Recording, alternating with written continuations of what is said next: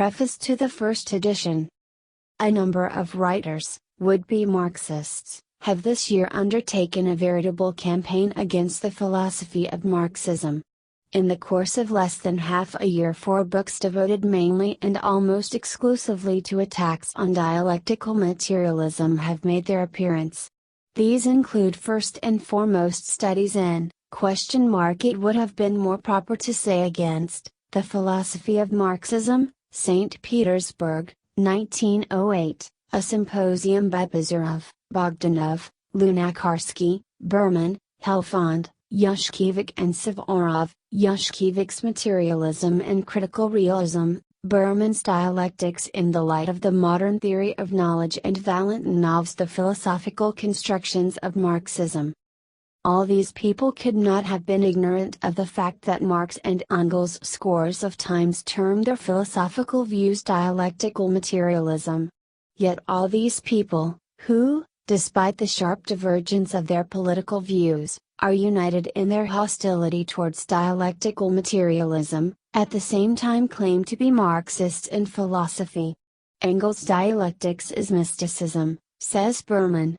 Engels' views have become antiquated, remarks Bazarov casually, as though it were a self-evident fact. Materialism thus appears to be refuted by our bold warriors, who proudly allude to the modern theory of knowledge, recent philosophy, or recent positivism, the philosophy of modern natural science, or even the philosophy of natural science of the 20th century.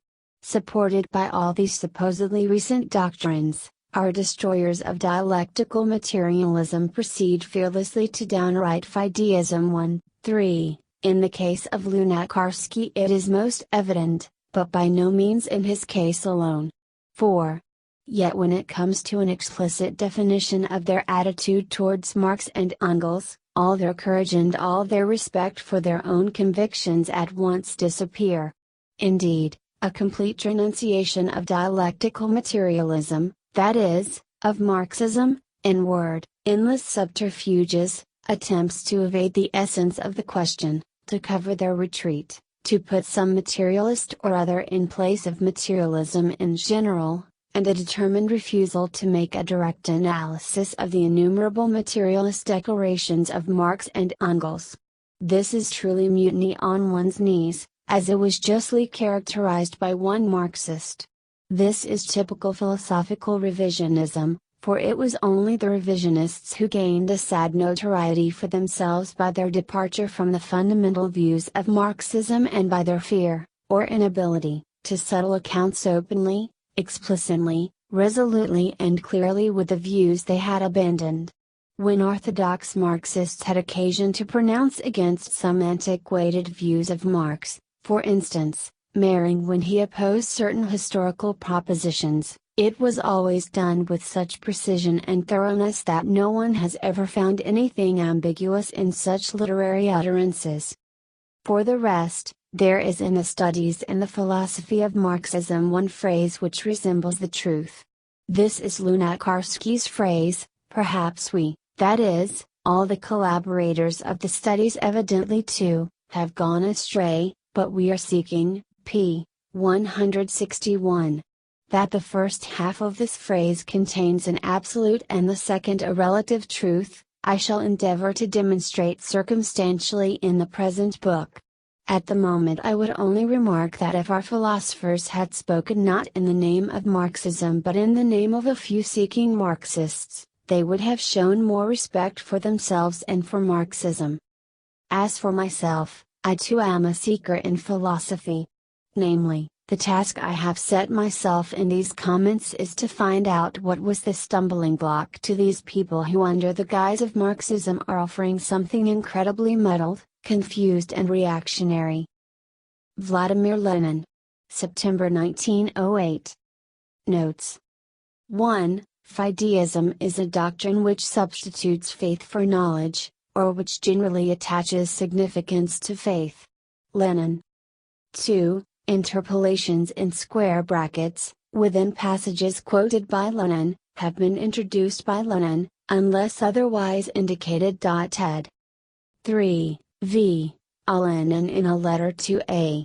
I. Alyona Yelizarova, dated October 20, November 8, 1908, wrote, "If considerations due to the censorship prove very severe, the word clericalism could be replaced everywhere by the word fideism with an explanatory note. Fideism is a doctrine which substitutes faith for knowledge, or which generally attaches significance to faith. This is in case of need, to explain the nature of the concessions which I am ready to make. See Collected Works, present edition, volume 37, p. 395.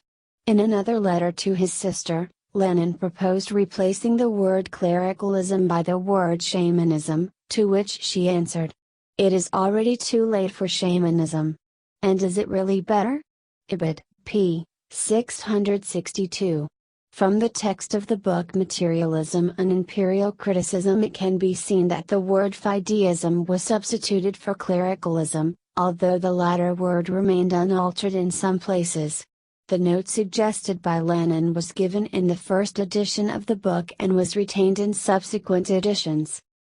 4. Lenin is referring to a religious philosophical tendency hostile to Marxism called God-building, which arose in the period of reaction among a section of the party intellectuals who had deserted Marxism after the defeat of the revolution of 1905–07. The God-builders, A. V. Lunacharsky, V. Bazarov and others, preached the creation of a new socialist religion in an attempt to reconcile Marxism with religion. At one time A.M. Gorky supported them. An enlarged meeting of the editorial board of Proletary, 1909, condemned God-building and stated in a special resolution that the Bolshevik group has nothing in common with such a distortion of scientific socialism. The reactionary nature of God-building was exposed by Lenin in his work Materialism and Empirio-criticism and in his letters to Gorky of February to April 1908 and November to December 1913. Preface to the second edition. With the exception of a few corrections in the text, the present edition does not differ from the previous one. I hope that, irrespective of the dispute with the Russian Mukhans, it will prove useful as an aid to an acquaintance with the philosophy of Marxism, dialectical materialism, as well as with the philosophical conclusions from the recent discoveries in national science. As for A. Bogdanov's latest works, which I have had no opportunity to examine, the appended article by Comrade Wieniawski gives the necessary information. 1. Comrade Wieniawski, not only in his work as a propagandist in general, but also as an active worker in the party school in particular, has had ample opportunity to convince himself that under the guise of proletarian culture, 2. A. Bogdanov is imparting bourgeois and reactionary views. Vladimir Lenin. 2nd of September, 1920. Notes. 1. V.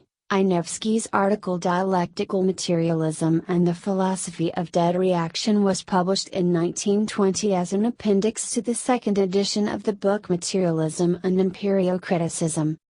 2. Bogdanov put forward the idea of proletarian culture as early as 1909, by which he meant that the proletariat should elaborate its own culture in contradistinction to that of the past. After the October Socialist Revolution, Bogdanov and his fellow thinkers adopted the so-called proletarian cultural educational organizations, proletcult, as the field of their activities. With the aid of this convenient rostrum, they began actively to propagate anti-Marxist views, virtually denied the importance of the cultural inheritance of the past, and endeavored by laboratory methods divorced from life to create a culture for the proletariat, counterposing the latter to the rest of the working people and above all to the peasantry. Lenin waged a consistent struggle against the separatism and sectarianism of the prolet cult and against the anti-Marxist views of its ideologists. In 1920 the Central Committee of the party adopted a special decision on subordination of the activities of the prolet cult to the People's Commissariat for Education. In the 20s, The prolet cult organizations began to decline, and in 1932 they ceased to exist.